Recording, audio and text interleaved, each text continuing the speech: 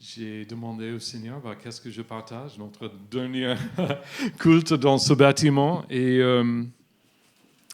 donc j'ai passé du temps cette semaine et j'ai eu plein d'écritures de l'Ancien Testament, du Nouveau Testament qui sont venues en tête. Des choses qui sont très parlantes pour nous dans notre situation. Mais je n'étais pas sûr, et ça arrive en fait souvent où j'ai plein de petites pistes, je commence ma préparation avec telle ou telle écriture, et enfin le Seigneur a dit non, c'est pour toi, c'est pas pour l'Église ou c'est pour un autre moment. Et donc ce matin, c'était un peu particulier parce que j'étais là sur mon canapé avec ma tasse de café, et j'ai demandé Seigneur, qu'est-ce que je partage? C'est une journée très importante pour nous. C'est un changement de notre situation pour l'Église. Qu'est-ce que je fais? Qu'est-ce que je dis? Qu'est-ce que je dirais? Oui, voilà. Et en fait, le Seigneur, il a dit l'Évangile. Et avec tous les sentiments, tous les changements, tout le planning pour les groupes, toutes les choses pratiques à considérer, il me ramenait à Jean 3, versets 16 à 18. Alors, je vais le lire. Vous pouvez lire avec moi. Jean 3, verset 16. En effet, Dieu a tant aimé le monde qu'il a donné son Fils unique afin que quiconque croit en lui ne périsse pas, mais ait la vie éternelle. Verset 17. Dieu, en effet, n'a pas envoyé son Fils dans le monde pour juger le monde, mais pour que le monde soit sauvé par lui. Celui qui croit en lui n'est pas jugé, mais celui qui ne croit pas est déjà jugé parce qu'il n'a pas cru au nom du Fils unique de Dieu. Voilà, c'est l'Évangile. On peut prier. Hein? Non, mais c'est le message. Et en fait, j'ai dit, ok, je vais développer cette idée dans quel ou quel sens. Et il a dit, juste permettre que l'Évangile résonne en toi, dans l'Église.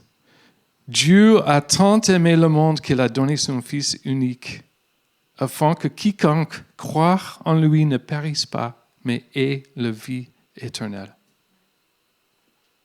Savez-vous que vous êtes aimés ce matin par Dieu? Réellement, sans condition, vous êtes aimés par Dieu. Point.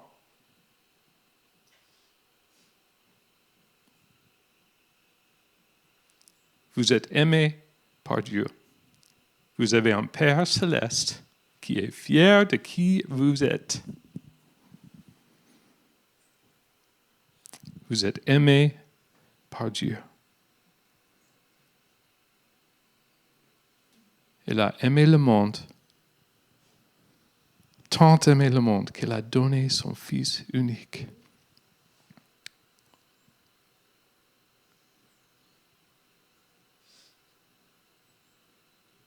Vous êtes aimés par Dieu, le Créateur du ciel, de la terre. Vous êtes aimés par Dieu.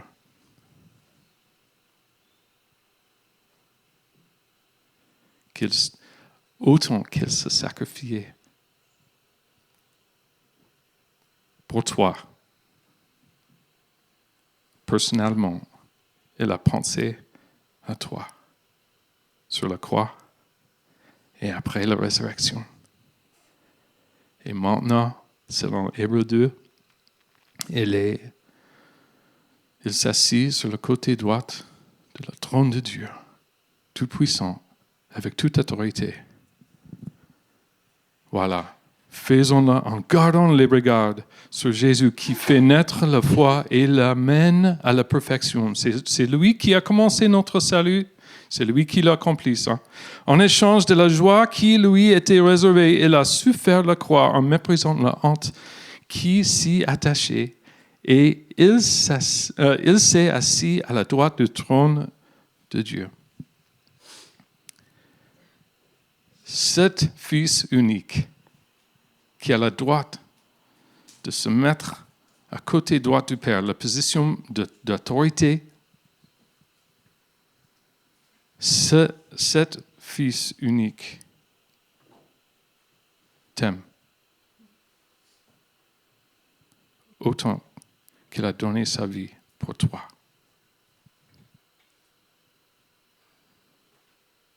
Est-ce que vous avez accepté cet amour? Sinon, si tu n'as pas déjà rendu compte que vous avez le droit de devenir enfant de Dieu et marcher avec lui, c'est le moment. Et c'est si simple. On dit oui, Seigneur. J'accepte. C'est comme une proposition de mariage, mais c'est éternel.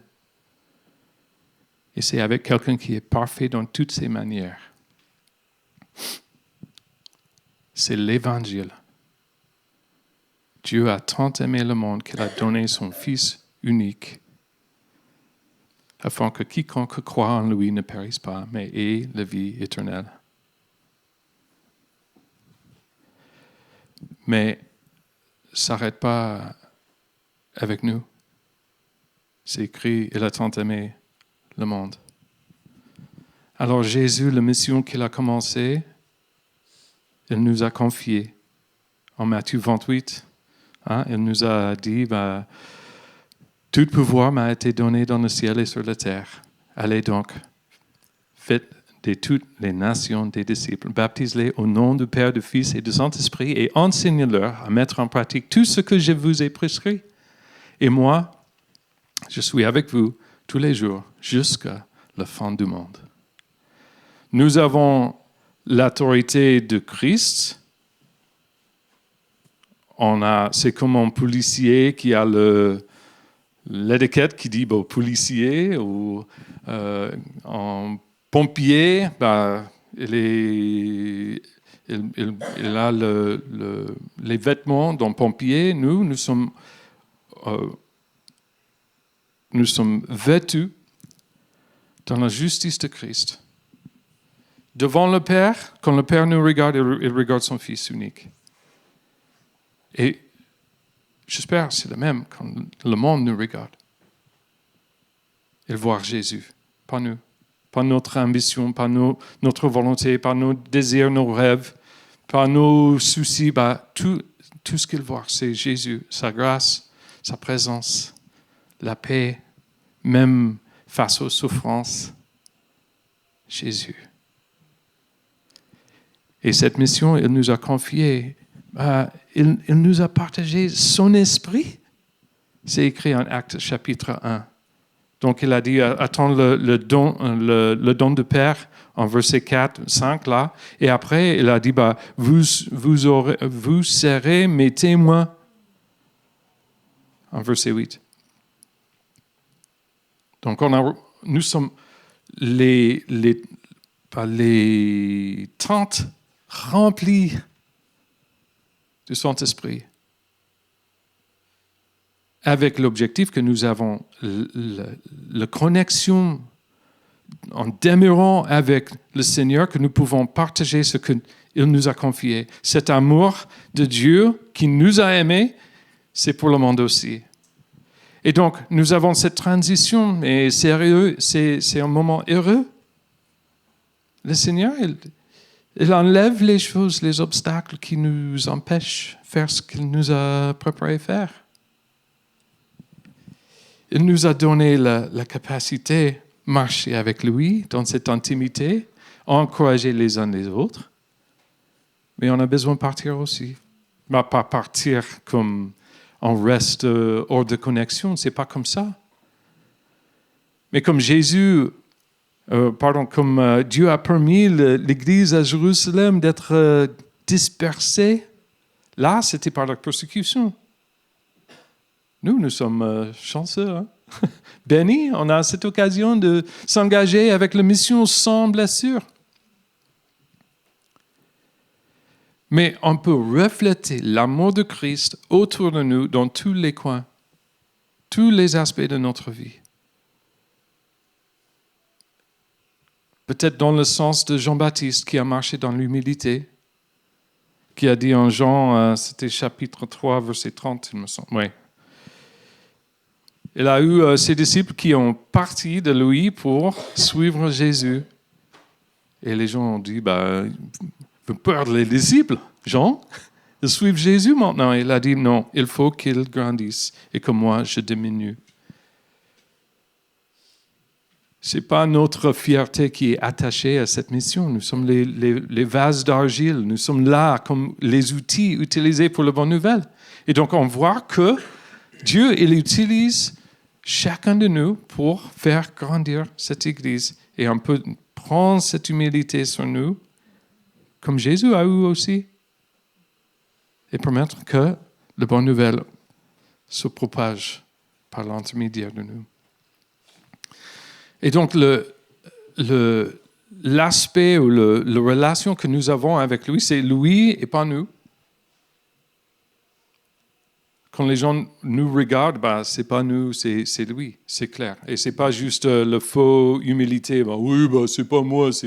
Non, mais en réalité, on peut dire clairement et précisément, toutes les bonnes choses que les gens voient en moi, en vous, viennent de Dieu. C'est pas le nôtre. On n'a rien à se vanter. La beauté, la vanité, tout l'orgueil, tout ça, ça. Il n'y a pas de place dans le christianisme pour nous de se vanter dans ce sens. Nous sommes ici, sur la terre, avec un objectif, et c'est l'amour de Christ qui est versé sur nous et qui coule de nous, autour de nous, sur le train, au travail, à l'école, dans le foyer, partout. Et on a aussi cet aspect de cette relation où on voit les relations se transforment autour de nous. On dit, cette personne, j'ai détesté avant, mais maintenant, je ne peux plus détester cette personne parce que je suis rempli avec l'amour de Christ pour mon ennemi. Je sais que Jésus, il est mort. Dieu a envoyé son Fils pour cette personne. Et donc maintenant, j'aime cette personne. Je vais prier pour cette personne. Je vais intercéder et prier pour la même transformation, le même amour, la même grâce que j'ai reçue par la part de Dieu. Nous avons besoin de raisonner avec le corps de Christ. Vous savez, avec un bébé, quand il mit le bébé à côté, sur la poitrine de sa mère, les battements de cœur se trouvent en phase. Mère, enfant. Pain. Pour les nourrissons, ils sont là en phase avec leur mère. Nous aussi, nous sommes en phase avec Jésus quand nous sommes là, assez proches que nous pouvons ressentir le battement de son cœur et nous tombons en phase avec lui, le même amour, le même objectif dans nos vies. C'est l'évangile. Et si on ne peut pas regarder quelqu'un dans les yeux, même les gens qui nous ont blessés en disant « Dieu t'aimait autant qu'il a envoyé son Fils pour toi », on a besoin de pardonner cette personne et marcher dans la grâce que nous avons reçue. Dieu a aimé le monde. Et parfois, nous sommes effrayés parce que on est différents, les gens vont penser mal à nous, ou peut-être on est effrayés d'être blessés physiquement par les autres gens, mais peu importe. Leur réponse ne changera pas le comportement de quelqu'un qui est en phase avec Christ. On aime parce que nous sommes aimés. C'est l'évangile. Dieu a tant aimé le monde. Est-ce que vous avez ça? Tu peux le répéter par cœur? C'est un des premiers versets que j'ai appris en français. Hein? Plein de versets. Oh, j'étais perdu quand je suis arrivé. J'ai commencé. Ah oui, c'est. Je vais trouver la référence. Attends. D'avoir les versets qu'on peut citer par cœur pour nous encourager nous-mêmes et pour partager, pour encourager les autres, très important. Ça, c'est la clé. C'est le déclencheur. On peut partager brièvement tout l'évangile dans un seul verset. En effet, Dieu a tant aimé le monde, il a donné son Fils unique, afin que quiconque croit en lui ne périsse pas, mais ait la vie éternelle. Et ensuite, il n'est pas venu pour juger le monde, pour sauver le monde. Nous avons la clé qui permet les autres trouver le même amour que nous vivons.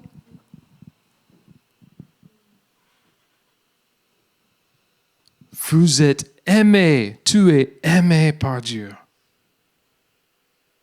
Même avec votre passé, même avec les choses qui sont arrivées hier soir, ou même dans la voiture en roulant vers l'église, vous êtes aimé comme vous êtes par Dieu. Il t'aimait autant, il a envoyé son Fils unique. Et comme j'ai dit, on a besoin de raisonner avec cet amour.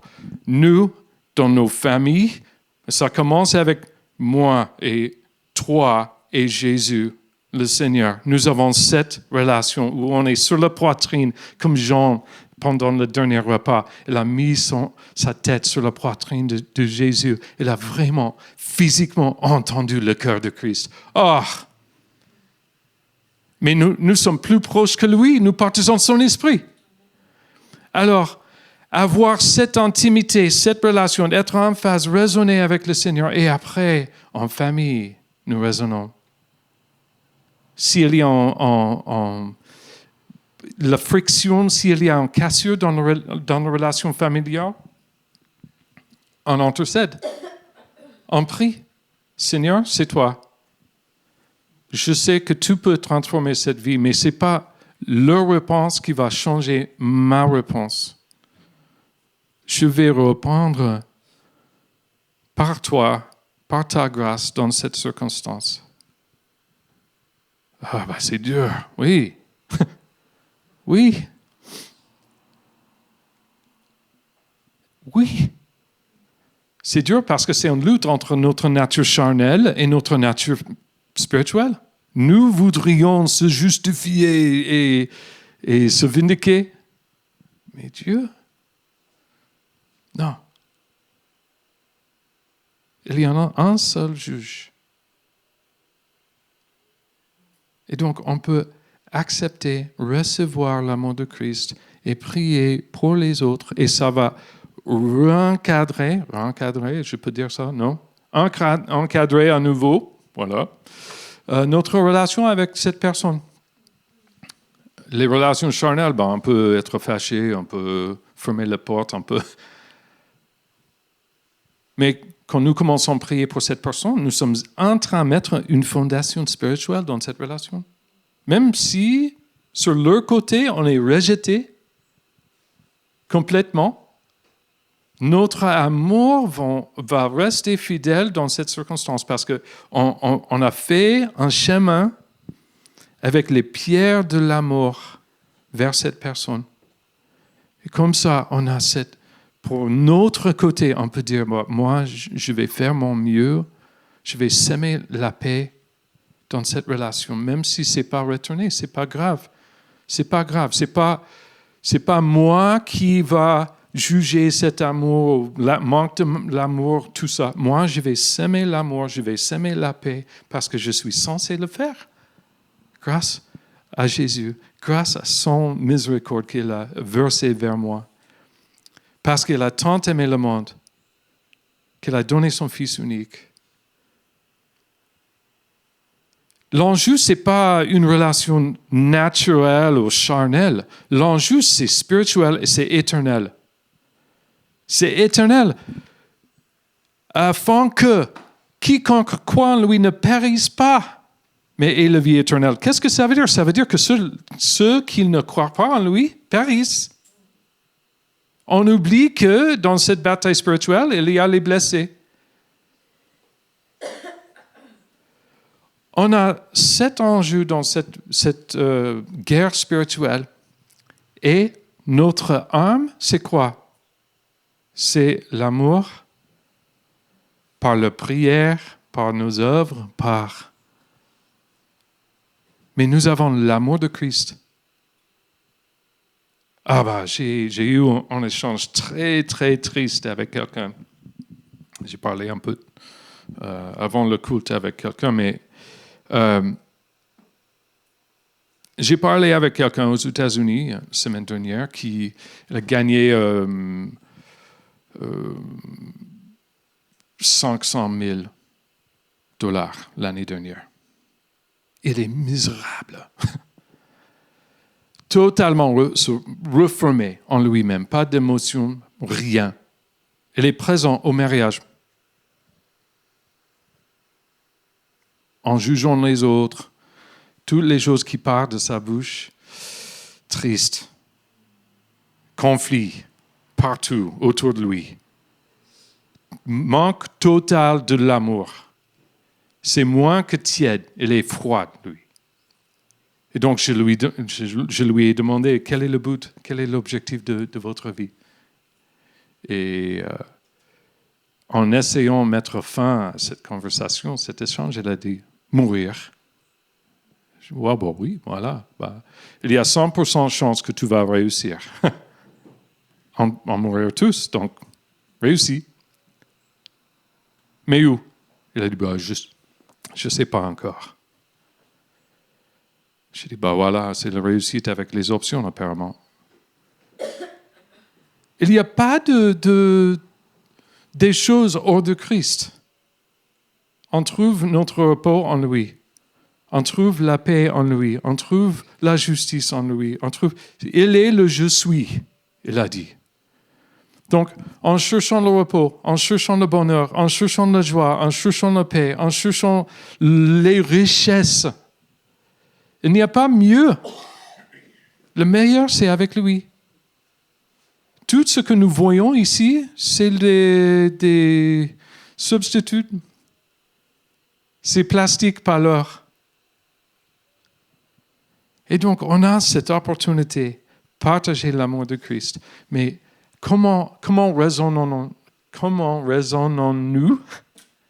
avec Christ? Comment demeurons-nous avec lui? Comment pouvons-nous mettre notre tête sur sa poitrine ce matin? Et c'est très simple. Ça commence avec une petite consécration. Seigneur, je suis à toi. Je suis à toi. Fais ce que tu veux. Et après, on peut garder ce lien avec la prière, avec la lecture de la parole. On nourrit notre relation comme toutes les autres relations.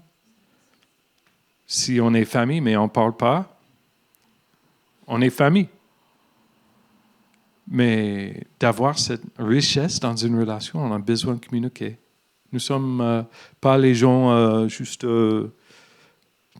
bloqués, présents pour assister au mariage. Nous sommes les gens qui sont... Oui, on a beaucoup plus que ça.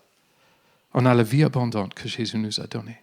Il nous a donné déjà la vie abondante. Et donc, on a besoin de changer, je vais juste dire, changer nos pensées, notre manière de penser. Changer la manière que nous voyons les choses.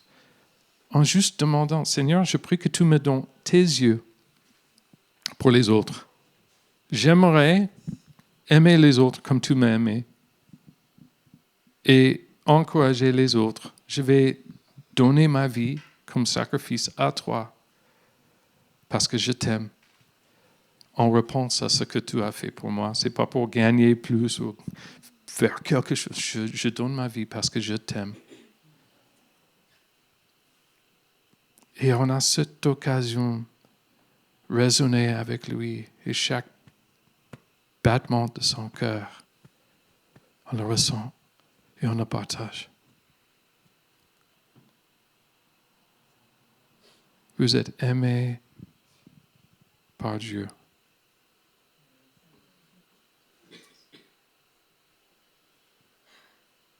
Aimé par Dieu. Oh, bah, Jeff t'a dit ça déjà. Oui. Oui.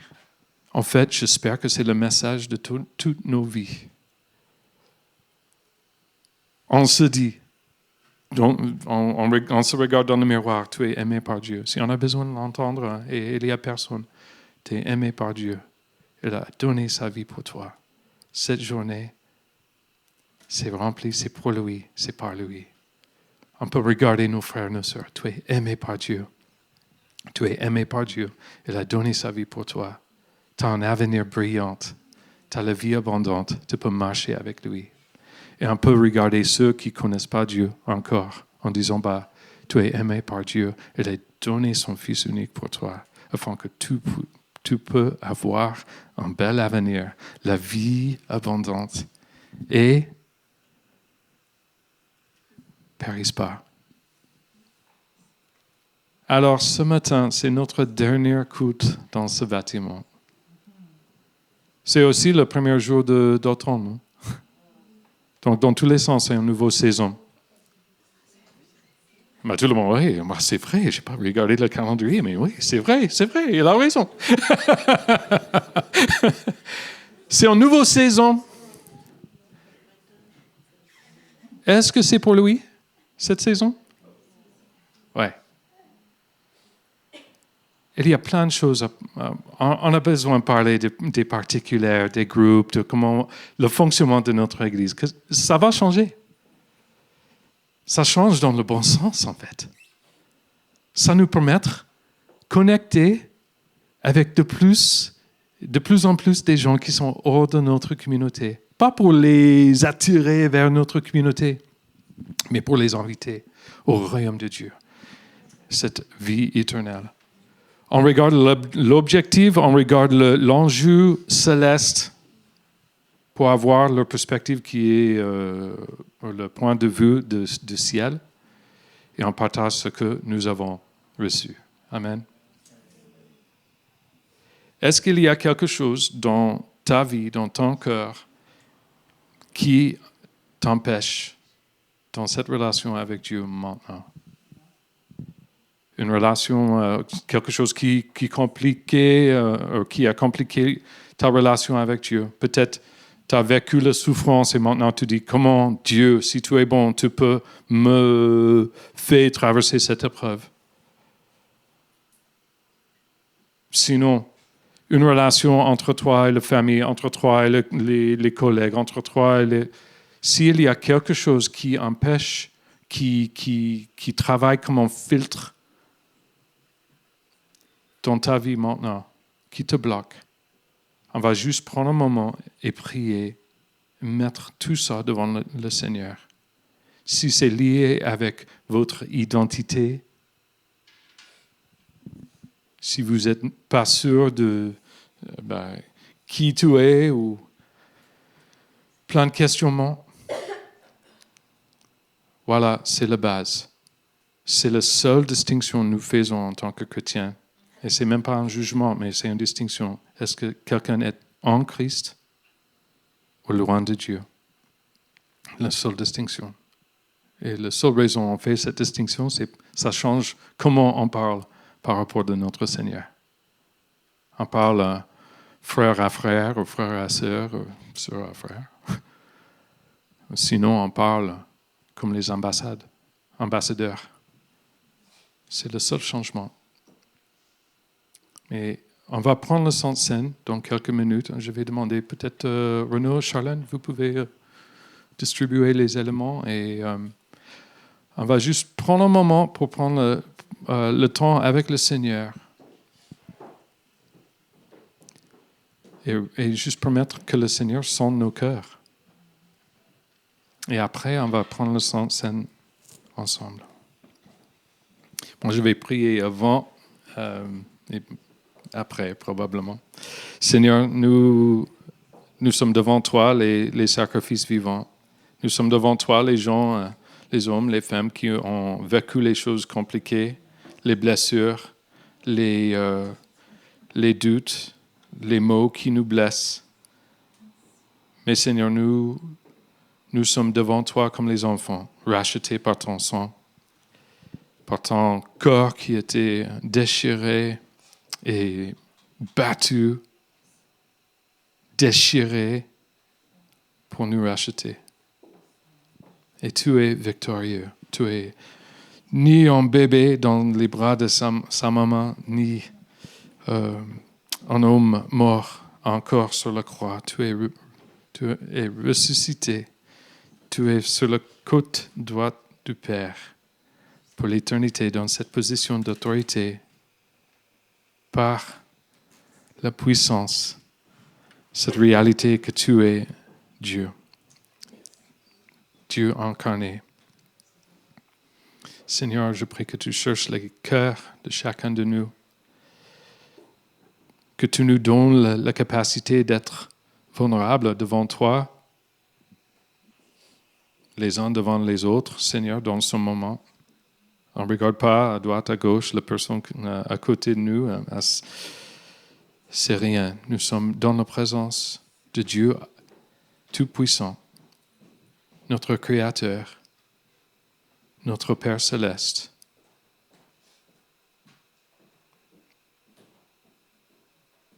Sans nos cœurs. Seigneur, je te remercie pour ta grâce. Et comme tu nous as pardonné, nous pardonnons les autres aussi qui nous ont blessés.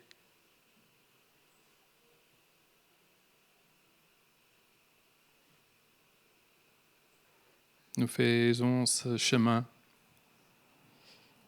de la paix par ton esprit, avec ton autorité.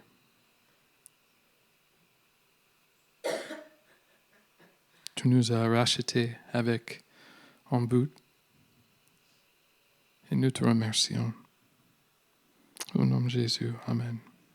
Amen. Je vais juste lire 1 Corinthiens 11. Et c'est Paul qui parle à l'église à Corinthe. C'est une église qui a vécu plein de visions par rapport de je suis de Paul, je suis de Pierre, je suis de Jésus, plein de visions. Pardon, c'est pas Pierre, mais Apollos. Et des visions par rapport à manger les trucs qui sont donnés aux idoles, divisés par le don de l'esprit, divisés par rapport de quel péché on peut donner la grâce. C'est une église divisée. Donc, ce n'est pas nous. Mais le Saint-Seine, c'est un point de réconciliation. Nous faisons partie de même pain. Alors, je vais le lire. Et le Seigneur, il a déjà accompli ce que nous demandons, en fait. Voilà. En effet, j'ai reçu du Seigneur ce que je vous ai transmis. Le Seigneur Jésus, la nuit où il a été arrêté, a pris du pain. Après avoir remercié Dieu, il l'a rompu et a dit, « Prenez, mangez, ceci est mon corps qui est rompu pour vous. Faites ceci en souvenir de moi. » Mangeons pour manger ensemble. De même, après le repas, il a pris la coupe et a dit, « Cette coupe est la nouvelle alliance en mon sang. Faites ceci en souvenir de moi toutes les fois que vous en boirez. En effet, toutes les fois que vous mangez ce pain et que vous buvez cette coupe, vous annoncez la mort du Seigneur Jésus, pardon, Seigneur, jusqu'il vienne. » On peut boire ensemble. Seigneur Jésus, ne gardons pas ce que tu as oublié ou mettre à côté. Ne gardons pas le facture de notre dette devant le Père quand tu l'as payé, sauf comme un souvenir de ta grâce, de ta miséricorde, ta bonté. Seigneur, je prie pour cette nouvelle saison en tant qu'Église, que tu travailles comme tu veux, tu accomplisses ta volonté par l'intermédiaire de chacun de nous, Seigneur. Je prie que tu nous gardes unis, même si on est dans les endroits différents depuis plusieurs semaines, Seigneur, que tu nous donnes l'occasion de rester connectés par les autres moyens et que tu fortifies les relations, Seigneur. Je prie que chaque relation dans les groupes, les binômes, les trinômes, chaque groupe, Seigneur, que tu agisses puissamment pour tisser les vies ensemble, en faisant un tapestry de ton amour. Seigneur, nous te remercions encore une fois pour ce message qui est si clair, si pertinent, que tu as tant aimé le monde, que tu as donné ton Fils unique, afin que quiconque croit en lui ne périsse pas, mais ait la vie éternelle. Seigneur, je prie que cet évangile, cette bonne nouvelle sera le refrain de nos vies. Par ta grâce, au nom de Jésus. Amen. Amen.